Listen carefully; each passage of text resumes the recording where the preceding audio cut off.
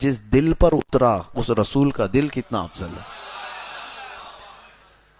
رسول پاک صلی اللہ تعالی علیہ وسلم کے قلب اطہر پر یہ قرآن اتارا گیا۔ اس مہینے میں قرآن اترا وہ مہینہ اتنا افضل ہے، جس رسول پہ قرآن اترا اس رسول کا دل کتنا افضل ہوگا۔ آئیے سنتے ہیں مفتی سلمان اظہری کا یہ بیان۔ مہینے میں قرآن اترا وہ مہینہ سب سے افضل ہے، تو جس دل پر اترا اس رسول کا دل کتنا افضل ہے۔ رسول پاک صلی اللہ تعالی علیہ وسلم کے قلب اطہر پر یہ قرآن اتارا گیا، اور جس جگہ پر اتارا گیا ہے وہ مکہ مکرمہ پوری دنیا کے شہروں میں سب سے افضل شہر ہے۔ جہاں اترا، جس پر اترا، جس دن اترا، وہ سب چیزیں افضل ہیں۔ بلکہ پہاڑوں میں بھی افضل جو ہے جبل نور کو کہا گیا ہے، جس پر قرآن اتارا گیا تھا۔ غار ہرا جہاں قرآن کی پہلی آیتیں اتری وہ بھی افضل ہے۔ اب آپ دیکھیں قرآن سے جو قریب ہے وہ سب افضل ہے۔ قرآن جہاں جہاں آیا وہ افضل، کیونکہ کلام الہی ہے۔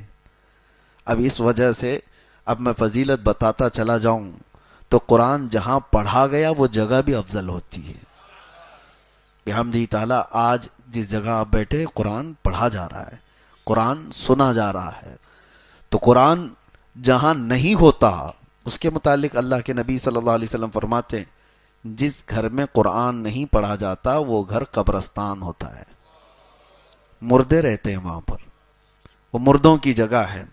قرآن زندگی کی علامت ہے، لیکن افسوس یہ ہے کہ ہمارے ہاں سنیوں میں قرآن مرنے کے بعد ہی پڑھتے ہیں لوگ، میت کو سامنے رکھ کر کے سارے لوگ قرآن کھول کے بیٹھے رہتے ہیں۔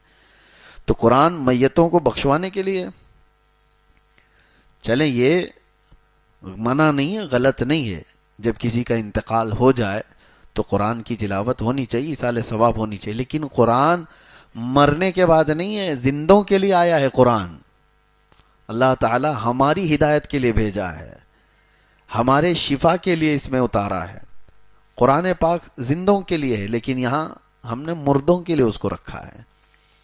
تو ایک بات میں آپ کو بتا دوں کہ قرآن جس مہینے میں اترا وہ رمضان افضل، جس رات میں اترا وہ رات افضل، جس قلب پہ جس دل پہ اترا وہ رسول کا دل سب سے افضل، جس شہر میں اترا وہ شہر سب سے افضل۔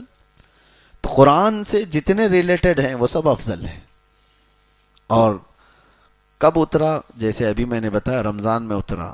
ایک حدیث پاک میں یہ بھی ہے کہ حضرت جبرائیل علیہ السلام تھوڑی تھوڑی سی آیتیں لے کر کے آتے تھے، جیسے اقرأ بسم ربک الذی خلق خلق الانسان من علق اقرأ وربک الاکرم الذی علم بالقلم علم الانسان ما لم يعلم۔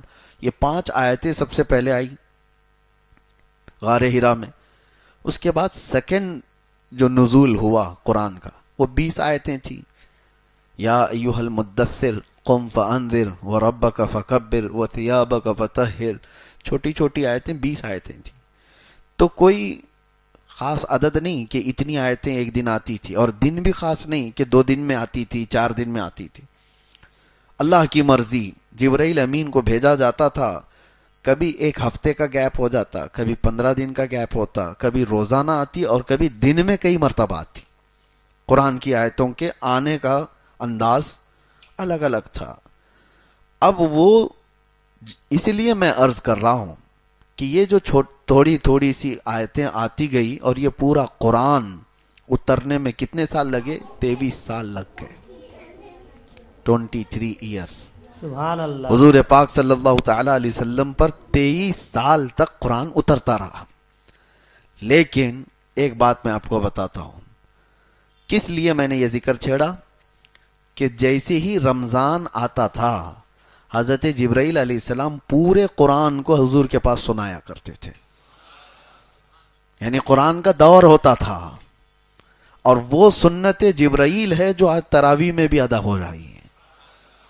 حافظ قرآن سال بھر قرآن پاک کو اس طرح سے پڑھنے اور اس طرح اجتماعی سننے کا موقع ملتا نہیں، تو یہ رمضان آتا ہے تو یہ قرآن پاک سنانے کا، پڑھنے کا اور سننے کا دونوں موقع ملتا ہے۔ اب تراویح میں دیکھیں، جو روایت یہ بتاتی ہے کہ حضور پاک صلی اللہ تعالی علیہ وسلم حضرت جبرائیل کو قرآن سناتے تھے. حضرت جبرائیل کو قرآن سناتے تھے. یہ کب سناتے تھے؟ ہر رمضان میں. مطلب یہ ہوا کہ ہر رمضان میں جہاں تراویح ہوتی ہے امام سنت مصطفیٰ پر عمل کر رہا ہے، مقتدی سنت جبرائیل پہ عمل کر رہا ہے. امام قرآن سنا رہا ہے، حضور کی سنت ہے، اور سننے والے جبرائیل کی سنت پر عمل کر رہے ہیں. اور اسی طرح سننا بھی چاہیے، سونا نہیں چاہیے. کبھی کبھار تو ایسا لگتا ہے کہ پڑھے ہم ہیں، تھکے پیچھے والے زیادہ ہیں. ان کے جمائیاں، ان کی کھانسیاں، یہ ساری چیزیں خشوع و خضوع کو ختم کرتی ہیں. اور آج میں نے ایک آیت تلاوت کی ہے. میں پورے پارے کی تفسیر آپ کے سامنے گھیر نہیں سکوں گا، ابتدا ہے آج. تو اللہ تعالیٰ فرماتا ہے وَإِنَّهَا لَكَبِيرَةٌ إِلَّا عَلَى الْخَاشِعِينَ. نماز کے متعلق اللہ فرماتا ہے یہ بھاری پڑ جاتی ہے نماز کچھ لوگوں پر.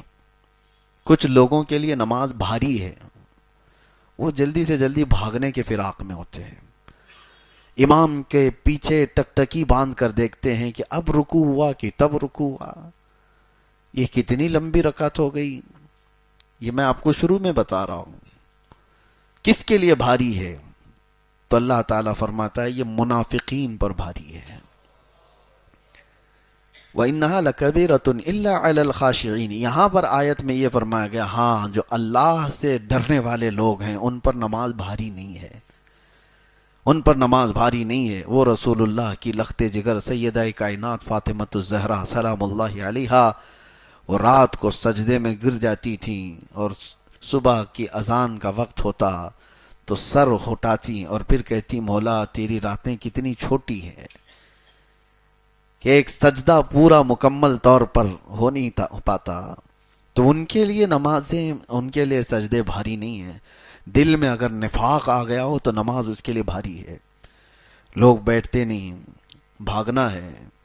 اور رمضان المبارکہ میں اب آپ کبھی سوچتے ہیں شیطان تو چھٹی پہ ہے، شیطان ابھی قید کر لیا گیا.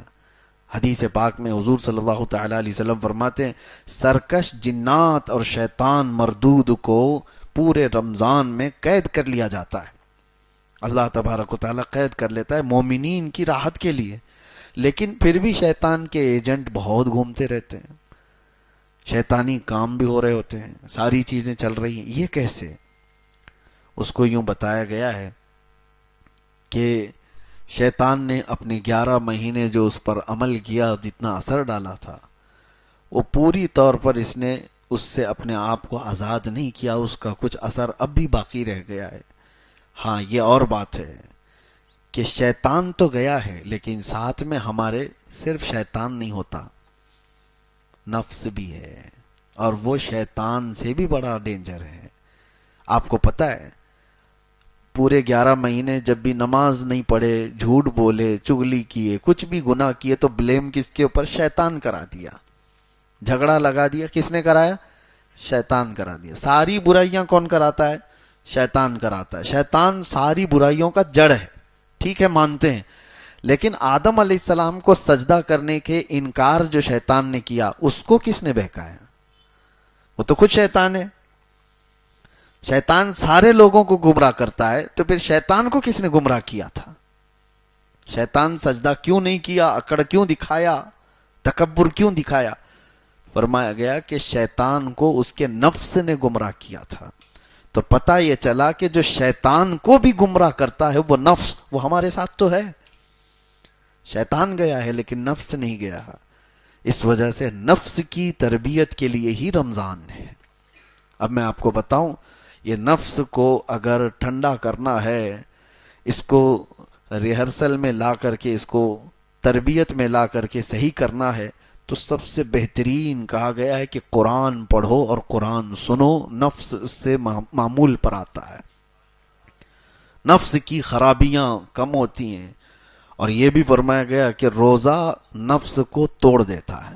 ایک صحابی حضور صلی اللہ تعالی وسلم کے پاس آئے، جوان، کہا کہ شادی کرنا ہے لیکن استطاعت نہیں ہے، کیا کروں، گناہ ہونے کے اندیشے ہیں. حضور نے فرمایا روزہ رکھو. کیا کرو؟ روزہ رکھو. حضور پاک صلی اللہ تعالی علیہ وسلم نے کس لیے فرمایا؟ کہ روزہ نفسانی خواہشات کو مار دیتا ہے، نفسانی خواہشات کو کم کر دیتا ہے، ختم کرتا ہے. جتنے بھی اولیاء کاملین کو آپ سنیں گے ان کی تربیت جو ہے روزے سے ہوتی تھی، روزے سے ہوتی تھی. اب یہ رمضان آیا ہی ہمارے پاس ہمارے نفس کی اصلاح کے لیے، اگر اس میں بھی ہم نہیں کر سکے تو پھر کبھی نہیں کر پائیں گے. تو بہرحال آج کی یہ ابتدائی ہماری گفتگو تھی آپ کے سامنے، اور انشاءاللہ العزیز چلتی رہے گی، زندگی باقی رہے تو. رمضان المبارکہ اور قرآن کا جو سنگم ہے، جو تعلق ہے، وہ کیوں میں نے بتایا کہ صرف تقریر کرنے کے لیے نہیں، صرف تراویح کے لیے نہیں. آپ ہاتھوں میں قرآن اٹھاؤ. مہینوں ہو گئے اس قرآن کو اٹھائے ہوئے، اور کتنے تو ایسے ہیں پڑھ بھی نہیں پاتے ہیں، اور کتنے تو ایسے ہیں دیکھ بھی نہیں پاتے ہیں. یہ اللہ کا وہ مقدس کلام آج کائنات میں، آپ کو ایک بہت چیلنج کی بات بتا رہا ہوں، پوری روئے زمین پر حضور صلی اللہ تعالی علیہ وسلم کی نشانیوں میں کوئی ایسی مضبوط نشانی جس کو کوئی بدل نہیں سکا، معجزہ حضور کا کوئی باقی ہے تو قرآن باقی ہے. حضور نے چاند کے ٹکڑے کیے تھے کہ نہیں؟ آپ کا ماننا ہے یہ حضور کا معجزہ ہے. حضور نے ڈوبے ہوئے سورج کو پلٹا دیا، یہ حضور کا معجزہ ہے. نبی پاک صلی اللہ علیہ وسلم نے انگلیوں سے پانی جاری کر دیے، حضور کا معجزہ ہے. حضور کے سامنے پتھر بول پڑے، یہ حضور کا. لیکن یہ سب معجزے دیکھے آپ نے؟ چاند کا ٹکڑے ہونا، سورج کا پلٹ آنا، انگلیوں سے چشمے جاری ہونا دیکھا تو نہیں، حدیثوں میں پڑھا ہے اور علماء سے آپ نے سنا ہے. لیکن حضور پر جو قرآن اترا تھا وہ دیکھ بھی رہے ہو، سن بھی رہے ہو، پڑھ بھی رہے ہو. یہ ایک نشانی ایسی ہے جو ہر گھر میں اور ہر ایک کے پاس موجود ہے. اس سے محبت کرو. اور اللہ کے رسول صلی اللہ تعالی علیہ وسلم نے ارشاد فرمایا، قرآن جب کسی کے ساتھ دوستی کرتا ہے تو اتنی بہترین دوستی کرتا ہے کہ جب اس کے سارے رشتہ دار اسے قبر میں چھوڑ کر جاتے ہیں تو قرآن اس کی دوستی نبھاتا ہے.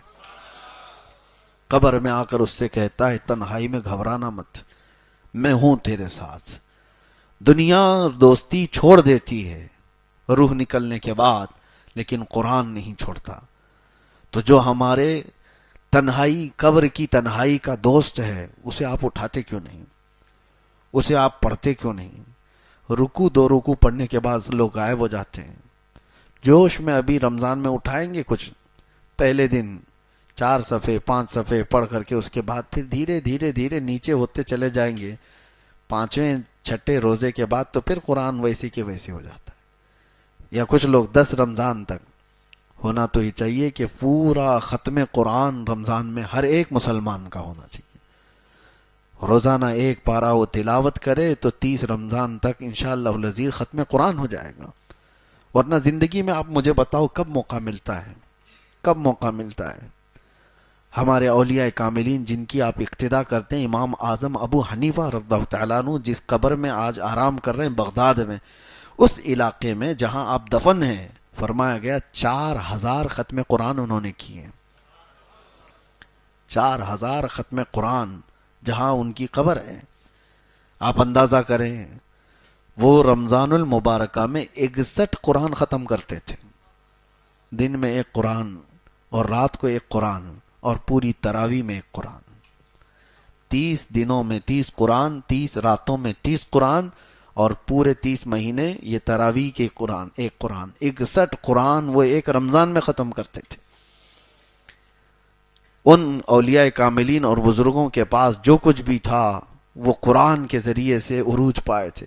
اسی لیے شاعر نے کہا ہے، درس قرآن اگر ہم نے نہ بھلایا ہوتا، یہ زمانے نے زمانہ نہ دکھایا ہوتا. ہاں، وہ زمانے میں معزز تھے مسلمان ہو کر، آج ہم خار ہوئے ہیں تو تاریک قرآن ہو کر. یعنی قرآن کو چھوڑ کر کے قرآن کو اٹھاؤ. اب سمجھنے والے، تفسیر پڑھنے والے بہت کم رہ گئے، ترجمہ جاننے والے کم رہ گئے، پھر تلاوت کرنے والے کتنے کم ہو گئے. میرے عزیزو، وہ تفسیر اور ترجمے والے تو بہت دور چلے گئے. کم از کم قرآن اٹھانے والے تو آ جائیں ہمارے پاس. قرآن اپنے گھروں میں اٹھاؤ، ابھی جا کر کے دیکھو کہ دھول لگی ہوگی، تمہارے فریج اور تمہاری ٹی ویاں اس سے زیادہ صاف رکھی جاتی ہیں، بار بار روزانہ جھٹکتے ہیں، صوفے صاف کیے جاتے ہیں، اور قرآن کو اسی طرح سے تنہا چھوڑ دیا جاتا ہے۔ مہینوں ہو گئے، برسوں ہو گئے، قرآن کو چھوا بھی نہیں۔ کب چھوا؟ قسم کھانے کے لیے۔ کب چھوا؟ جب کسی کی موت ہو گئی تو قرآن جلدی جلدی جھاڑ کر کے اٹھایا گیا۔ اور ایک بات میں آپ کو بتاتا ہوں، اللہ کے نبی صلی اللہ علیہ وسلم فرماتے ہیں قیامت کے دن قرآن اور رمضان جس کے خلاف کھڑے ہو گئے اسے دوزخ میں جانے سے کوئی نہیں روک سکتا، اسے جہنم میں جانے سے کوئی نہیں بچائے گا۔ اور اللہ کے نبی صلی اللہ علیہ وسلم جب دعا کرتے تھے تو ہاتھ حضور صلی اللہ تعالی علیہ وسلم کے ہلتے تھے جب یہ دعا کرتے تھے اللہم اجعل القرآن حجتا لنا لا حجتا علینا، اے اللہ قرآن کو ہمارے لیے سفارشی بنا، قیامت کے دن ہمارے خلاف مقدمہ کرنے والا مت بنا۔ تو قرآن کچھ لوگوں کے خلاف مقدمہ کرنے والا ہے، قرآن کچھ لوگوں کے خلاف کھڑے ہونے والا ہے، قرآن بھی ہے اور رمضان بھی ہے۔ فیصلہ آپ کے ہاتھ میں ہے کہ قرآن کو اپنا سفارشی اور اپنا شفیع و مددگار بناؤ گے قیامت کے دن، یا پھر اپنے خلاف کھڑے ہونے والا۔ قرآن کے ساتھ جنہوں نے بے حرمتی کی، بے حرمتی کا مطلب لوگ یہ سمجھتے ہیں زمین پر پٹک دینا، قرآن کی بے حرمتی کا مطلب ہے کہ اس کے اوراق کو نیچے پھینک دینا، یہ بے حرمتی نہیں۔ قرآن کی بے حرمتی یہ ہے کہ مہینوں اس کو چھوڑ کر کے رکھ دینا، اس کی تلاوت نہیں کرنا۔ قرآن تمہارے لیے آیا تھا، تو قرآن کی بے حرمتی وہ گھر کرتے ہیں جنہوں نے قرآن کو بھلا دیا۔ اب ایک قرآن کی آیت میں آپ کو سناتا ہوں، اللہ تعالیٰ فرماتا ہے نسوا اللہ فانساہم انفسہم۔ اللہ اکبر، جب میں یہ پڑھتا ہوں تو رونگٹے کھڑے ہوتے ہیں۔ اللہ فرماتا ہے موت کے وقت کچھ لوگ ایسے ہوں گے جو اللہ کو بھول چکے تھے تو اللہ ان کو اپنے آپ کو بھلوا دے گا۔ فَأَنْسَاهُمْ أَنفُسَهُمْ، اللہ فرماتا ہے وہ اپنے آپ کو ان کو بھلا دیا جائے گا۔ تم کون ہو پتہ ہی نہیں، نام کیا ہے تمہارا پتہ ہی نہیں، کس کے بیٹے ہو پتہ ہی نہیں، حتیٰ کہ مرد ہو کہ عورت ہو یہ بھی نہیں پتہ، بھلا دیا جائے گا، ذہن ختم کر دیا جائے گا، میموری ختم۔ اس کے لیے یہ کن لوگوں کے لیے کہا گیا ہے؟ اللہ فرماتا ہے نسوا اللہ، وہ اللہ کو بھول چکے تھے، اللہ کو بھولے ہوئے لوگ ہیں۔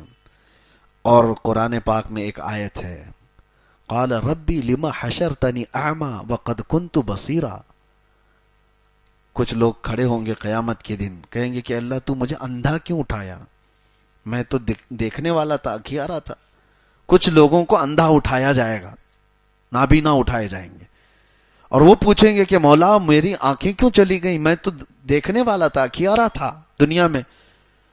وقد كنت بصیرا، اب جواب سنو، رب تعالیٰ فرماتا قال كذلك اتتك آیاتنا فنسیتها وكذلك اليوم تنسى، اے بندے میری آیتیں تیرے پاس آئی تھیں اور تو نے ان کو بھلا دیا تھا، اسی لیے آج تجھ کو بھی تیری آنکھوں کے ساتھ بھلا دیا گیا، یعنی اس کو نابینا کر دیا گیا، اس کا سب کچھ ختم کر دیا گیا ہے۔ تو قرآن کے ساتھ ناانصافی نہ ہو، قرآن کی بے حرمتی یہی ہے۔ اسی لیے اللہ کے نبی صلی اللہ تعالیٰ علیہ وسلم نے فرمایا جس گھر میں قرآن کی تلاوت نہیں ہوتی وہاں مردے رہتے ہیں، قبرستان کی طرح ہے۔ تلاوتیں کرو، قرآن پاک کو اٹھاؤ، سارے بچوں کے ہاتھ میں دو، عورتوں کے ہاتھ میں دو، قرآن پاک کا معمول بنا لو، اور انشاءاللہ العزیز آپ دیکھنا حضرت عبداللہ ابن مسعود رضی اللہ تعالیٰ عنہ فرماتے ہیں قرآن جب تلاوت ہوتا ہے تو اچانک آسمان سے فرشتے اترتے ہیں، اور پھر حضور نے فرمایا فجر کی نماز کے لیے آپ آتے ہیں، فجر کی نماز کے لیے حکم ہوا تھا کہ منہ اچھی طرح سے صاف کر کے مسجد میں آؤ، صحیح ہے، منہ کے اندر بدبو نہ آئے، اچھی طرح سے اس کو صاف کر کے آؤ۔ وجہ کیا ہے؟ حضور فرماتے ہیں جیسے ہی تم قرآن کی تلاوت کرتے ہو فرشتے اپنا منہ تمہارے منہ سے لگا دیتے ہیں، قرآن کی آیتیں سیدھے تمہارے منہ سے وہ اپنے منہ میں لیتے ہیں، تو ان کو تمہارے منہ کی بدبو سے کراہت نہ ہو، تکلیف نہ ہو، اس لیے تمہارے منہ کو صاف کرنے کا حکم دیا گیا۔ تو قرآن کو آپ سمجھے کیا ہو؟ قرآن کیا ہے؟ یہ وہ معجزہ ہے جو آج بچوں کے سینوں میں اتر جاتا ہے۔ کوئی اور کتاب یاد کر کے دکھاؤ، اللہ کا فضل ہے، کروڑا احسان ہے۔ آج میں نے آپ کے سامنے جو تراویح پڑھائی میری عمر کی یہ 26ویں محراب ہے، الحمدللہ 26واں سال ہے. 25واں سال میں نے سلور جبلی جیل میں منا لیا تھا. نہیں، یہ 27واں سال ہے. پچھلے سال 26 تھا. 2024 میں جو ہم اندر تھے تو اس وقت 25واں سالانہ تراویح جو ہماری ہوئی الحمدللہ وہ بھی چھوٹی نہیں تھی. ہاں، کرمنلز کے بیچ میں بھی ہم نے تراویح سنائی ہے الحمدللہ. اور اس وقت بھی مجھے یاد ہے آج جس طرح آپ کے سامنے میں قرآن کی فضیلت بیان کر رہا ہوں تو وہاں موجود قیدیوں کو ایک رمضان بے رک بنا دی جاتی ہے. رمضان آتے ساتھ ہی سارے مسلمانوں کو ایک جگہ، تو الٹے سیدھے لوگ ہوا کرتے ہیں اس میں، کیسے کیسے لوگ دیکھا تو مجھے خود کی گھبراہٹ تھی کہ یہ نماز روزے والے تھوڑی نہ ہیں، ان کو کہاں نماز کی بات ہے. پھر بھی تراویح کے لیے میں نے کہا میں پڑھاؤں گا تو سب پوری اسی طرح سے صفیں لگ گئی. اب مجھے یہ ڈر تھا کہ ایک پارہ پڑھنے میں پتہ نہیں کتنے غائب ہو جائیں گے اس میں بیچ میں سے. آج پڑھتا ہوں، کل سے ان کو شاید ہو سکتا ہے الم تر کیف والی تراویح پڑھنے کے لیے یہ بول دیں گے. میں نے کہا بہت لمبی ہو جاتی ہے، 1 گھنٹہ لگتا ہے ہماری تراویح میں. الحمدللہ آج بھی مجھے یاد ہے وہ بات. سارے لوگوں نے مل کر کہا سحری تک بھی ہم چاہے تو کھڑے ہو کے پڑھیں گے آپ کے ساتھ. قرآن آپ نے پڑھایا اور پہلی مرتبہ کوئی جیل میں پورا قرآن پڑھا رہا ہے. اور اللہ تبارک و تعالیٰ کی وہ حکمتیں ہیں، وہ جس سے جہاں چاہے قرآن کی تلاوت کرواتا ہے، جہاں سے چاہے وہ قرآن کی تلاوت کرواتا ہے. اسی لیے قرآن آپ تلاوت کرو. ایک اور آخری بات میں بتاتا ہوں، کچھ چھپی ہوئی چیزیں ہیں جو آپ کو پتہ بھی نہیں ہیں، وہ ہمارے ساتھ بھی ہو سکتی ہیں، آپ کے ساتھ بھی ہو سکتی ہے. سرکار غریب نواز رضی اللہ تعالیٰ عنہ کا باغیچہ تھا. ابھی آپ سفر پر گئے نہیں تھے، اس وقت آپ کا جو والد گرامی کا دیا ہوا باغیچہ تھا اس کی آپ دیکھ بھال کرتے تھے. لیکن ہوتا کیا تھا، دن بھر حضرت سرکار غریب نواز رضی اللہ تعالیٰ عنہ قرآن کی تلاوت کرتے رہتے، باغیچے میں بیٹھ کر تیزی سے قرآن پڑھتے رہتے تھے تنہا. لیکن ان کے ساتھ ایک الگ معاملہ ہوتا تھا. وہ فجر میں جیسی آتے تھے تو باغیچے کی پوری صفائی کی گئی ہوتی تھی. سارے پتے جو جھڑے ہوتے تھے، کچرا جو بھی ہے وہ سب جمع کر کے کوئی اٹھا کر کے ختم کر دیا ہوتا تھا. تو سرکار غریب نواز رضی اللہ تعالیٰ عنہ فرماتے ہیں میں روز دیکھتا ہوں کہ کون خادم ہیں جو میرا کام کر کے چلے جاتے ہیں، باغیچہ پورا صاف کر کے چلے جاتے ہیں. دیکھا، آس پاس والوں سے پوچھا تو کوئی آتا نہیں ہے، لیکن باغیچہ صبح بالکل صاف رہتا ہے، پورا کچرا جھاڑا ہوا ہوتا ہے. تو ایک دن آپ تہجد کے بعد سیدھے آ گئے باغیچے کے اندر فجر کی اذان اور نماز سے پہلے ہی، کہ دیکھتے ہیں تو جیسی آپ باغیچے میں آئے تو کچھ لوگ جھاڑ رہے ہیں اور کچرا جھاڑ رہے ہیں اور سب جمع کر رہے ہیں. تو سرکار غریب نواز پہچان لیے کہ کچھ لوگ ہیں ابھی میرے باغیچے کے اندر. تو آپ نے زور سے آواز دی کہ کون لوگ ہیں جو میری اجازت کے بغیر اندر آئے. تو کچھ لوگ چلتے ہوئے جھاڑو چھوڑ کر کے آئے. وہ انسان نہیں، وہ جنات کی جماعت تھی، وہ جنات کی جماعت تھی. قریب آ گئے اور کہا سرکار غریب نواز رضی اللہ تعالیٰ عنہ سے ہم ہیں جو یہ صاف کر رہے ہیں. تو آپ نے پوچھا کہ میرے باغیچے کی یہ خدمت کس لیے کرتے ہو؟ توجہ، جس کے لیے میں نے بتایا. جنات یہ کہتے ہیں کہ سرکار آپ روزانہ قرآن کی تلاوت کرتے ہیں جو بیٹھ کر کے یہاں پر، ہم سن سن کر کے اپنی تجوید درست کرتے ہیں. ہم کو قرآن پڑھنا آ گیا آپ کے بلند آواز سے، قرآن پڑھنے کی وجہ سے. تو آپ ہمارے استاد ہوئے تو استاد کے گھر کا یا باغیچے کا کچرا تو صاف کرنا یہ شاگرد کی شان ہے. تو میں یہاں یہ کہہ رہا ہوں قرآن پڑھو، تمہارے گھر کے بھی کام جنات کر کے چلے جائیں گے. قرآن پڑھو. اور کچھ لوگ تو موکل حاضر کرنے کے لیے پتہ نہیں چلے کر رہے ہیں، اور چلے کر رہے ہیں، ایک دن ان کا سر گھوم گیا تو پھر زندگی بھر گھوم جائے گا. کوئی جن اٹھا کے پٹک کے چلا گیا. آپ یہ مت سمجھو کہ جنات ہمارے سے زیادہ طاقتور ہیں. کچھ لوگوں کے دماغ میں یہ بات چلتی رہتی ہے جنات حاصل کرنا ہے، اور کسی بابا نے کہہ دیا کہ میرے پاس 70 موکل ہیں تو اس کے پاس بھیڑ لگ گئی. موکل کا مطلب وہی جنات حاضر ہے. تو لوگوں کو ایسا لگتا ہے کہ یہ کبھی بھی حکم دے دے گا تو جنات جائیں گے پورا ایکسس بینک اٹھا کر کے لے کے آ جائیں گے. ہاں کوئی بینک کو پورا تالا توڑ کے لے کے آ جائیں گے. اگر ایسی ہی ہوتا تو کوئی بینک ہی موجود نہیں ہوتی. سارے بابا لوگ جنات کو حکم دے کر سب تجوریاں اٹھا رہے ہوتے ہیں. بلکہ حقیقی بات یہ ہے کہ جنات انسانوں سے زیادہ طاقتور نہیں ہیں. اگر وہ طاقتور ہوتے تو اللہ تمہیں اشرف المخلوقات کیوں کہتا؟ اللہ تبارک و تعالیٰ نے انسانوں کو اشرف المخلوقات بنایا، اور وجہ یہ بھی ہے کہ اللہ تعالیٰ تمہارے سر پر تاج کرامت رکھا ہے. تو جنات سے افضل ہیں. لیکن بیچ میں نے بات اس لیے کی کہ آپ قرآن پڑھو گے تو جنات جیسی مخلوق بھی انسانوں کا ادب کرتی ہے. اللہ تبارک و تعالیٰ کہنے سننے سے زیادہ عمل کی توفیق عطا فرمائے. قرآن پاک جتنا ہم نے پڑھا ہے اس پر بھی عمل کی توفیق عطا فرمائے اور اسے سمجھنے کی توفیق عطا فرمائے. رب تبارک و تعالیٰ قرآن کے لیے ہمارے سینوں کو کشادہ فرمائے. وصلی اللہ تعالی علی خیر خلقہ محمد وآلہ واصحابہ اجمعین وآخر دعوانا ان الحمد للہ رب العالمین. کل سے انشاءاللہ العزیز تفسیر کے بعد موقع دیا جائے گا. آپ کے جو مخصوص سوالات ہوں یا دور دراز سے جو لوگ بہت سارے سوالات رکھتے ہیں تو جو ریلیٹڈ ہیں رمضان سے یا شرعی مسائل سے، انشاءاللہ العزیز مختصر وقت میں اس کے جواب دینے کی کوشش کی جائے گی انشاءاللہ. لا یعنی سوالات سے بچیں گے انشاءاللہ. السلام علیکم. وعلیکم السلام ورحمۃ اللہ وبرکاتہ. حضرت حدیث کی روشنی میں بیان فرما رہے تھے اور کہہ رہے تھے کہ حضور صلی اللہ تعالیٰ علیہ وسلم کو حضرت جبریل پورے قرآن شریف رمضان کے مہینے میں سنایا کرتے تھے، اور حضرت یہ بھی کہہ رہے تھے کہ قرآن شریف رمضان کے مہینے میں ہی نازل ہوا. پھر اگلے ویڈیو میں ملتے ہیں. السلام علیکم ورحمۃ اللہ وبرکاتہ.